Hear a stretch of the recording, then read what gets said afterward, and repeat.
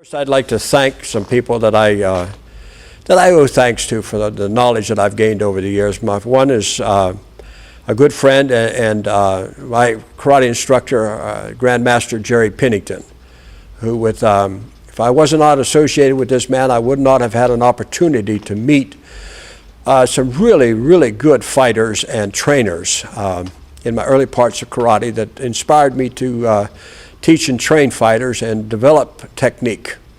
The other one, Joe Lewis, who developed most of this training technique, its technical principles and use of methods. Joe was probably one of the smartest thinking men in the early pioneers of kickboxing.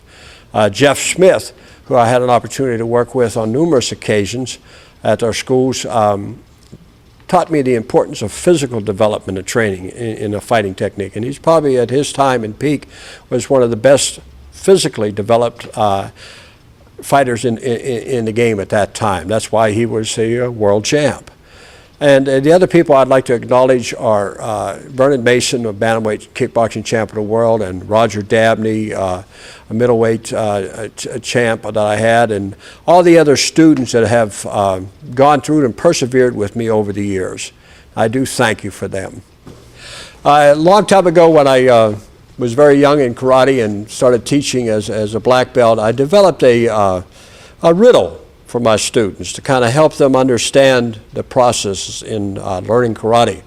And I'm going to say this riddle now, and at the end of it I'll give you the answer. And here's the riddle. It's: knowledge is the key to my doors. My pathways are built with experience. My foundation rests upon achievement. What is my name? This DVD is going to deal with a fighter's talent. What does it take to be a good fighter? Well, it's based down into three basic areas. You have the physical part of fighting, you have the psychological part of fighting, and then you have use of methods. And we're going to cover those three in this DVD and try to understand them a little bit better and get a method of going through it, so we're just not walking into the gym and saying, well, what's going to happen today? I'm going to come in with a point of view. I'm going to understand exactly what I'm going to try to do that day, and I'm going to have a method of learning. The first area we're going to look at is the physical area. Now, every one of these areas have breakdowns underneath them, but let's just say about the physical part of training. If you physically can't do the kicks and punches and the blocking techniques and footwork that's required to be a fighter, then I don't care how much knowledge you have, you can't fight. You're going to get beat. Someone's going to hurt you, boy. So physically is really as important as anything. So you take your physical and you break it into several different areas. One is the core development. Do I have the physical core strength development to throw punches and kicks, to take punches and kicks? Am I physically strong? Are my kicks powerful? Are my arms, punches powerful? Now, there's a whole list of ways to get in physically good shape, and you can go to any good gym and find out. But one method I've always learned and know that it works is, if you want to really be good, physically strong at a particular sport, then you need to do that sport while you're developing your training. If you want speed and timing, you try to do exactly what you're doing in a fighting situation or kicking, punching, but do it faster than you normally could. And there's ways of getting there. If you want to be stronger, then you do your techniques and everything against resistance, developing the strength and the core values. Plus, then you have your calisthenics, your push-ups, your set-ups, jumping jacks. You have some weight training that's available. There's all different types of methods to develop the core structure of your body. But again, if you physically can't throw a punch that's going to hurt anybody, or you physically can't take a punch when somebody hits you, then the rest of the game is just immaterial. And I've had a lot of students go, well, I know that. I said, oh, can you do that? Well, no, but I know it. Well, then it's no good. So we're not going to get into the physical part of it that much, but if you want me to come and do a talk with you or a seminar, if you need some more information, call me and I'll turn you on to some nutritional things and dieting things and training and workouts that I've used in my fighters over the years. Then you have flexibility. If you're not limber and able to throw a kick head high without bouncing your head off the floor, then again, you're limited to what you can do. So I've seen a lot of fighters out there, a lot of people out there that do not take the time to stretch and be flexible. And there's many, many methods out there. I'm not saying there's any one better than the other than try to gear it to what you're physically doing. If you're a kicker, you need to be stretching your leg muscles out. And there's all different types of routines that you can get into. But again, if you're not flexible, if you have to drop your hands and your head has to bob when you're getting ready to kick, then you're not there. You're just not flexible enough. So you need to get into a really good stretching and flexible routine. And there's other ways of getting into it too. Yoga is a fantastic exercise. In fact, it was the mother of karate, was yoga. That's where it all started. And then you have the nutrition end of it. And this is so important, especially in today's fight game. If you're not nutritionally ready to go out there and expend that energy and do it, it's not going to happen for you. You're not going to be able to last those rounds. You're going to be wasted at the end of it. And so you need to start eating correctly. You just can't live on hamburgers and hot dogs. You have to have a good nutritional base, and you have to understand the nutritional needs. You need to get in and study it and understand what's going on. So that's the physical end of it. Then we get into the psychological end of it, and that's broken down into 3 different areas. And we're going to get into that just a little bit. You have cybernetics, neuromuscular development, and the point of view. Now, psychocybernetics is how to use the mind as a computer.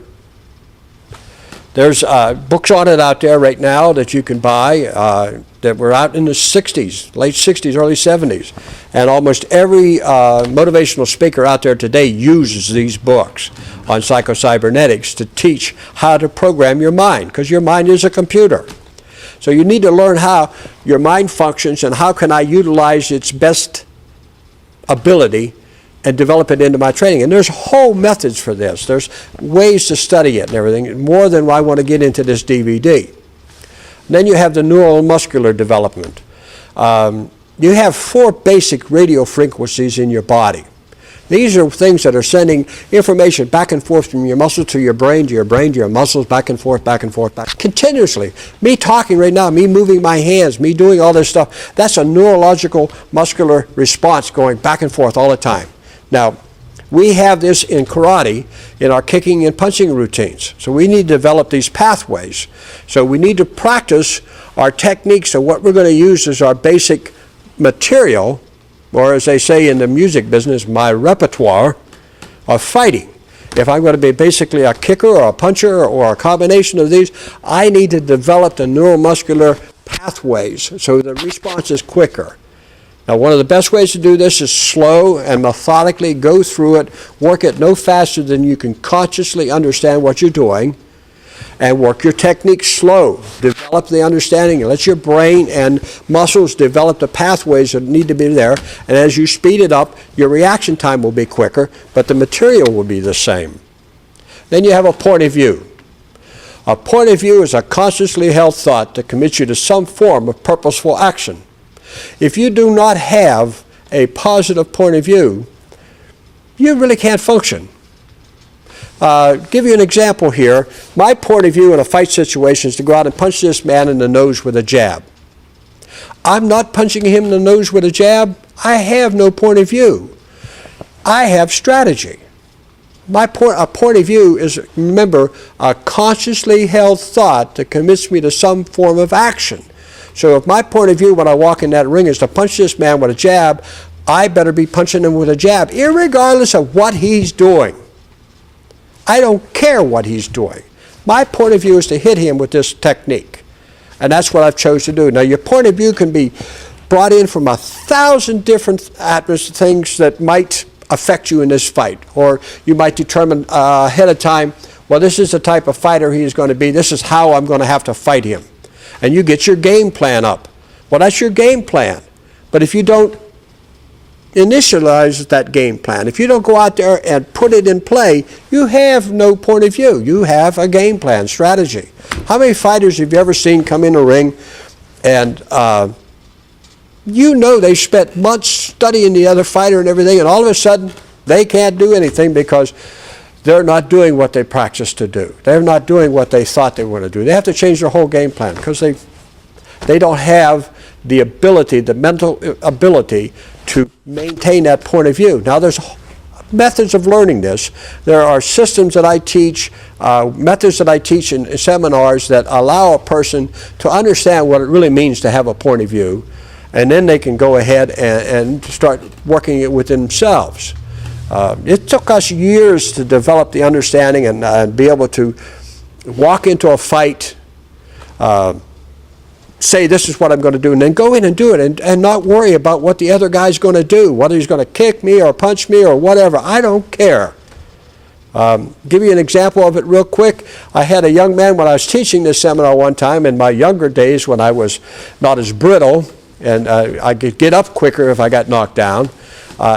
I used him because I knew he had an extremely good kicker and he's very powerful, and I told him, I said, all I want you to do is when I say go, I want you to kick me any way you want to, any kick you want to, and you can hit me as hard as you want to. You can kick me with anything you care. I don't care what kind of kick it is.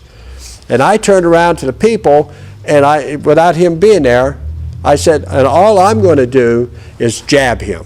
All I'm going to use is a jab. I'm not going to do anything else. I'm not going to block. I'm not going to move anything. All I'm going to do is jab this man in the face. Now, he was a full contact fighter, and he had headgear on, and we were using boxing gloves, so he could take a punch. Well, we ran 2 minutes, and he did everything he could to kick me, and I bloodied his face up with a jab, and that's all I did. He'd get halfway through a kick, and there was a jab sticking in his face. He could not get off. He could not do it because my point of view was to hit him with that jab and not to stop hitting with that jab until I was finished. Now, there's a way of learning that. I don't expect you to be able to do it just because I said there's a way. If you can, God bless you. You're unique. All right? You need to learn on how to institute it into my training, into your own personal training. All right, and there's ways of doing it that I can help you with. Well, we've